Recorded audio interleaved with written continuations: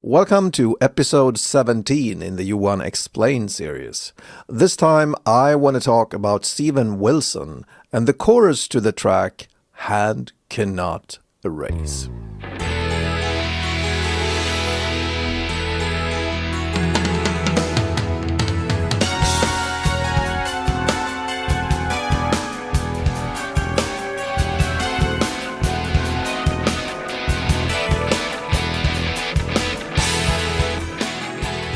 Back in the days, in the late 80s, I was about 25 years old and I wrote a bunch of prog-pop songs. And one thing about these songs were that they were deceptively simple.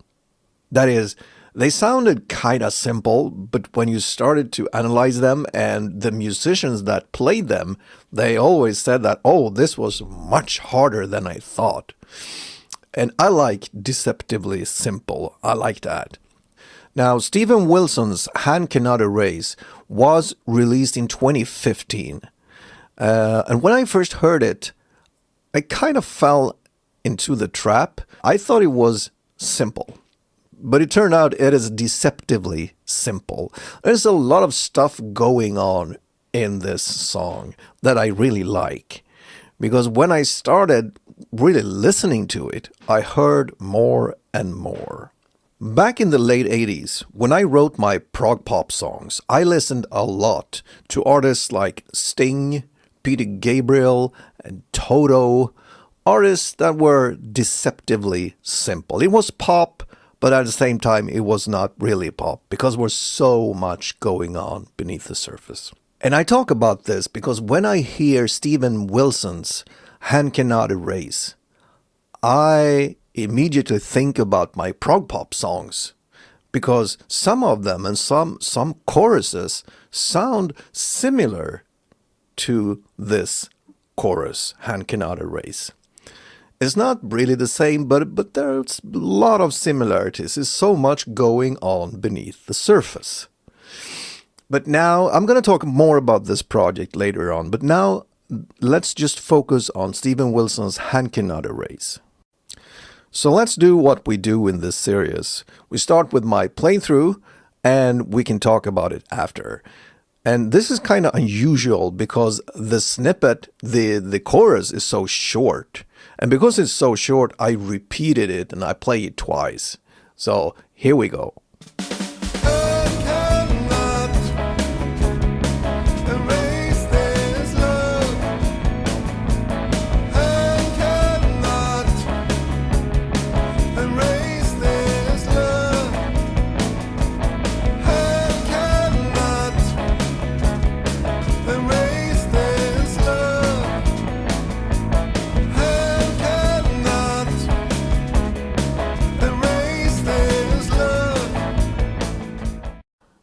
I'm going to focus on three things that I think are really interesting in this chorus.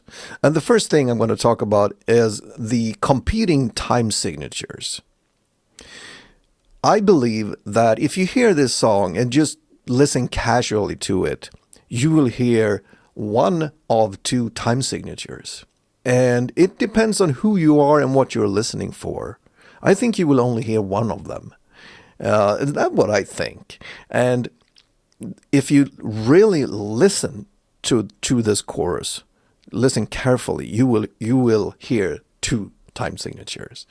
And I'm going to talk about these. So as I see it, this chorus, or this entire song actually, is in the time signature 9/4, which is a bit odd for a pop song.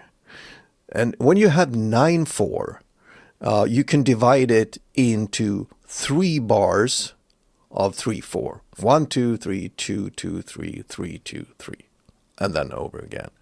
So it's a bit odd, but that's the main time signature as I see it. What kind of clashes with that is that the drums play 4/4 over this.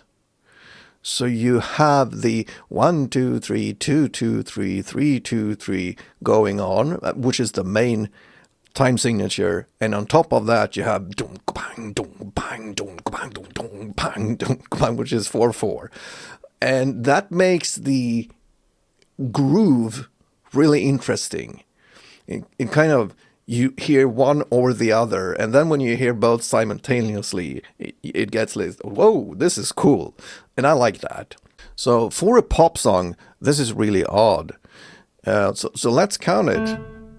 Hand cannot erase this love. Hand cannot erase this love. Which is kind of a waltz thing, 3 bars of waltz going on, which is kind of crazy. All right, so I'm going to show you this, how you can count it and understand it. So I have removed my drums, and instead I'm going to play you the waltz thing, the 9 4s, and I'm going to do it like this. 2, 3. 1, 2, 3. And so forth. So you listen to that instead of my drumming and see if you can get it like that, like this.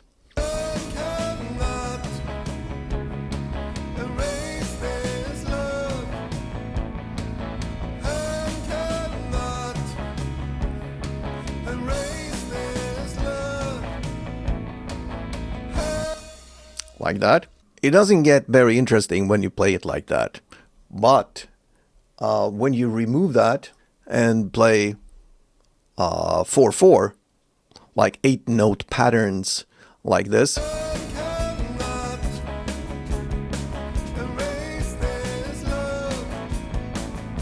it gets interesting. And even more interesting, I think, is that the erase that love starts on the snare drum instead of the downbeat. And that's pretty cool, I think.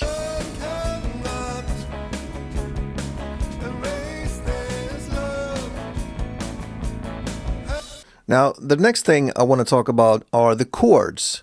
The interesting thing is that these chords that I'm going to play now, they are kind of implied. So if you say that I play the wrong chords, you are absolutely right, because those chords are implied, is what I hear, is what I interpret. Because they don't play these chords. It's like you have to figure them out for yourself, if that makes sense. I'm going to show you what I mean. So what I think about these chords, when they start, hand cannot, and this is like, if you start with an A, we go kind of Lydian mode here. Hand cannot, which is a D flat minor with a flat 7, and then a B, erase that love. So we have 4 chords basically. And cannot erase this love. So I hear 4 chords. You may hear more or less, but this is kind of the implied chords that I hear. They don't play these chords. Instead of the chords, you have an arpeggio, or arpeggio, or however you want to say that. And this is interesting to me. I really like that, because what is happening this is played by the guitars. I'm going to talk more about this on the guitar, but what they play is this arpeggio.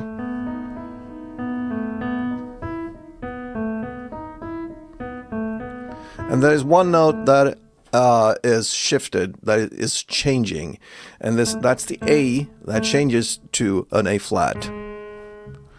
And hand cannot, like that, erase this love. And I think that is pretty cool. And it gets even weirder when you try to play it on the guitar. Now, here's the thing. When I grabbed my guitar and try to figure out how to play this arpeggio, like that, you have the E and the E flat. So I figured, okay, the E, the open string, and the E flat. Okay, I can do that. I need the B. Okay, I can do that. I have it right here. So I have... Okay, I can do that. Now I need the A. Okay, I can find the A. There. And then the A flat. So if you start by the A flat, you see I have those two here,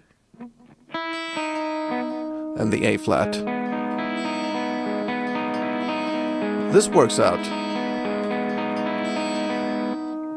Oh! This is really hard for me. Some of you might be able to play this, but I can't really play it with any consistency. I can try to like bar those two, but it's really hard to get the E string ringing then. So I can't play it. And the only way I figured out how to play it, it was cheating. It's like doing this.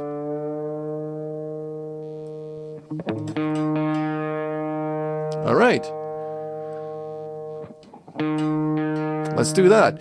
Let's raise the D string to a D sharp. Now I can play it.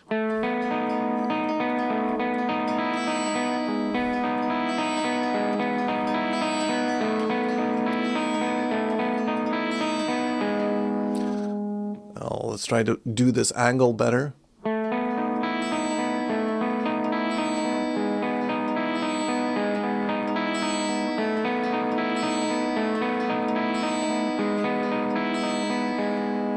Now it works. That's pretty cool. So that's the chorus to Steven Wilson's Hand Cannot Erase. And if you want to check out my old prog pop songs, you can go ahead and do that because I re-recorded all those songs and released them as an album in 2021. But I got to warn you, the songs are in Swedish. The album is called Position Melker, and you can find it on Spotify and all the streaming platforms, and I put a link in the description. And as usual, thank you so much for watching, and if you like my content, please hit that like and subscribe button and ring that notification bell. And thank you so much for watching.